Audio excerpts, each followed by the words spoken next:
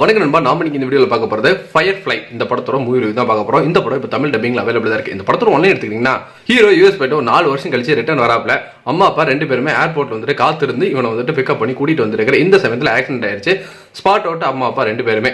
Hero ஒரு 3 மாசம் coma வந்துட்டு கண்ணை முழிக்கிறாப்ல. இந்த விஷயம் தெரிய வந்ததுக்கு அப்புறம் இப்போ அவரோட லைஃப் வந்துட்டு என்ன ஆக போகுது, ரொம்ப வந்துட்டு ஒரு டிப்ரெஷனுக்குள்ள போயிடுறாரு. சிரிக்க மாட்டேங்கிறாரு, தூக்கம் வர மாட்டேங்குது, அழுக மாட்டேங்கிறாரு, எதுவுமே நடக்கல. அவர் லைஃப்ல முன்ன மாதிரி கிடையாது.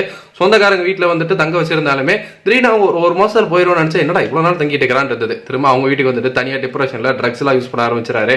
இதுக்கப்புறம் தான் வந்துட்டு ஒரு இடத்துல அந்த மறுவாழ்வு மையம் மாதிரி ஒரு இடத்துல போட்டு சேர்றாரு. அந்த இடத்துல வந்துட்டு இவரோட கதையை சொல்ல ஆரம்பிக்கிறாரு. என்னென்ன பிரச்சனை எல்லாம் ஃபேஸ் பண்ணி இப்போ வந்துட்டு இந்த நிலைமைக்கு ஸ்டேஜுக்கு வந்திருக்கேன்.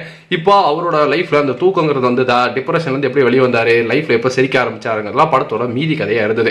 படத்தை வந்துட்டு புதுசா வந்துட்டு பிரசன்ட் பண்ணியிருந்தாங்க. படத்தோட கேமரா ஆங்கிள் வந்துட்டு பயங்கரமா இருந்தது. உதாரணத்துக்கு சொல்ல போனா அப்படின்னா, சண்டை போட்டா போய் அடிச்சோம்னா நமக்கு வந்துட்டு தூக்கம் வருமா, ரிலாக்ஸா இருக்குமா அப்படின்னு நினைச்சிட்டு இவர் வந்துட்டு எடுக்கக்கூடிய ஸ்டெப்ஸ்ல அந்த ஒரு ஃபைட்டை கோரியோகிராஃபி பண்ணது வந்துட்டு பயங்கரமா இருந்ததுன்னு சொல்லலாம். அதே மாதிரி இவர் எடுக்கிற சின்ன சின்ன ஸ்டெப்ஸ், முக்கியமா சொல்ல போனோம்னா ரொம்ப டிப்ரெஷன்ல இருக்கும்போது ஸ்டேஷன்ல உட்கார வச்சிருப்பாங்க ஒரு சண்டை மூலியமா. அங்க அந்த பொண்ணு வந்துட்டு இப்படி பலூன் ஆடிட்டு இருக்கும். டப்புன்னு அந்த பலூன் உடைக்கிற சின்ன ஒரு காட்சிகள் ஆகட்டும். இந்த இடத்துல சொந்தக்காரங்க வீட்டில் வந்துட்டு ஒன்று யோசிச்சு பார்ப்பாரு.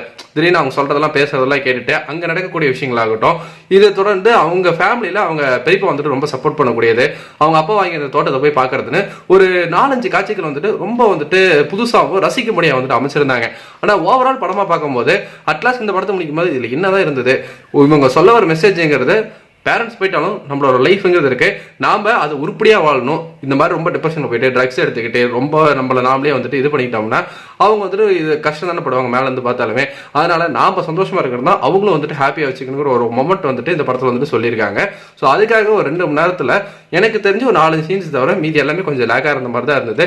பெருசா வந்துட்டு ஒரு மாதிரி கோக்கியா வந்துட்டு ட்ரை பண்ணியிருக்காங்க. ஆனா அது எல்லாருக்குமே ஒர்க் அவுட் ஆகணுமாங்கிறது ஒரு பெரிய கொஸ்டின் மார்க் தான். எனக்கு வந்துட்டு ஒர்க் அவுட் ஆகல. எனக்கு ஒரு ஆவரேஜான மூவியா தான் இருந்தது. நீங்க இந்த படம் பார்த்துட்டீங்கன்னா உங்களுக்கு எப்படி போச்சு நம்மளோட கமெண்ட் செக்ஷன்ல வந்துட்டு தட்டி விட்டுருங்க. நன்றி, வணக்கம்.